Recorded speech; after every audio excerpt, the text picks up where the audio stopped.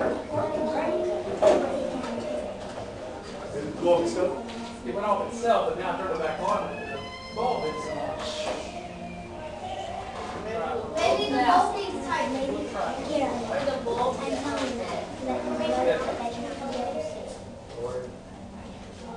little hot. That green light wasn't on. oh, there's the bulb. Oh, I see it. The green light wasn't on. Okay. Daniel is tight. Good evening, boys and girls. My name is Father Francis Raji. So you can call me Francis Raji. Francis. Now, you're going to have some hard time hearing what I'm saying or understanding what I'm going to say because I don't often speak English. I speak some African language. So I'm about to learn English, especially so that I can interact with people of the world. So I hope you understand what I'm saying. She wants you to say something in the language you ordinarily speak. You want me to say something in my language? Say hello. My name is. Báwo ni, orúkọ mi ni Francis Raji. Oh. What I've just said is hello. My name is Francis Raji. And I could also tell you I actually speak 3 African languages. Oh. Tackle 3. I could say to you, Sanu Yeyewu. That means hello, how are you today? And that's Hausa. Good. So now I'll tell you something about Africa. About Africa. Africa, where I come from, is more of the time warm as you have it here in Texas. Now in Africa, I call this an African hat. Because most of us wear this in Africa. But you've got USA on this. This is the kind of clothes we wear in Africa. Won't you get hot in that if it's hot outside? If it's hot, it protects your head from the heat. And then your face from the heat. It's very hot. It's as hot as it is in Texas. So this is the kind of clothes we wear. Well embroidered with design here. And then I'll show you something. The trousers or the pants are made with rope. You see? So you have ropes to tie your trousers, and then you have to tie them every day and every time. You tie them and you hide them inside. You don't have ropes in your trousers, your pants, do you? No ropes. You either have belts or rubber. Rope? Oh, that's beautiful. I'll give you, you know what, just keep the questions. I'll give you time to ask questions as we go on. Now, in Africa, a man could have one wife, which is the general acceptable thing. A man has one wife. A man with one wife could have 5 children, 7 children, 10 children, or 14 children. So you could have 13 siblings in your family. In my family, we are 7 children. There are 7 children in my family, yes. And I'm the 4th. You know anybody that has 14 kids?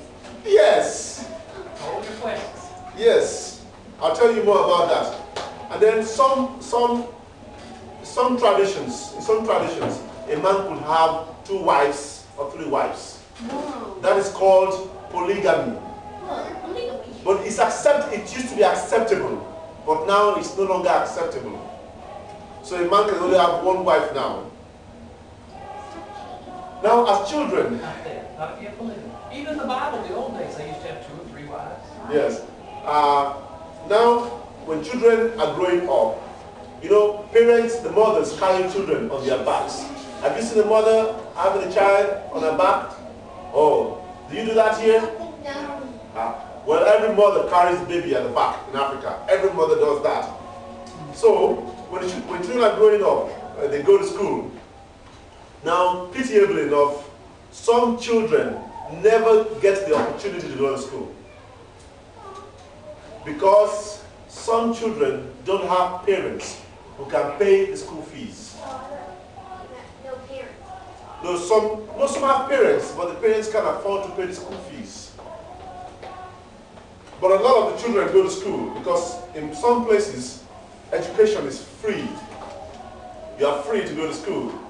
But still, some children of your age, after school, will go to help their parents who are traders. And so if you come to the African cities, you might find some children who are selling, who are hawking things and selling things. Some of them hawk water, you know, plastic water, bottled water. They go on the streets, come buy cold water, come buy cold water, come buy cold water. And they're selling these things to help their parents. Some of them sell sweet. They sell anything just to help their parents. So when they finish selling, they take the money back to their parents so that their parents can have enough to feed them and send them to school. Do you do that here? No. You don't? I see. So, some children, children there, it's not so much a crime to have children go helping the parents in the farm, go help the children, go help the parents in the shops where they sell things and things like that. But largely, very largely, these days in the cities, in Africa you have the local life in the village. You know what the village is? A place like where Carol lives would be called a village. but she's got a big village. Yeah, little towns with sometimes no electricity. No electric. You know what electricity is? No light. No power, no light, no electricity. Sometimes there's no water, no tap water. You have to go to the streams with your pot on your head and you go fetch some water and bring back home for your parents to use for cooking or washing. This is village life. But in the cities, you have electricity, you have cars, you have everything you have in the United States, you find them in the cities. And so you have many people who want to live in the cities. They don't want to live in the village. So our cities are very populated. So many children. If you call for a summer school in the city, in Lagos, in anywhere in the city in Nigeria, where I come from, you're going to have over 500 children. You're going to have 1,000 children. So don't even try to call for a summer school, except they are going to pay. If you say there's free summer school for everybody, oh my God, that would be hell of trouble. You have a lot of them coming in. Now, I'd like to tell you the influence that the West has on African children. Many African children now are very interested in playing PlayStation. You know what PlayStation is? PS1, PS2, PS3, and Nintendo, and then they want to play game, they want to sit and watch TV. They want to watch the programs on TV, they want to watch cartoons, they want to watch Ben 10, and all those cartoons. And many of them don't want to help the parents any longer because of the games they play and the cartoons they watch. And I know very well that you are children who like to help your parents. Do you help your parents at home?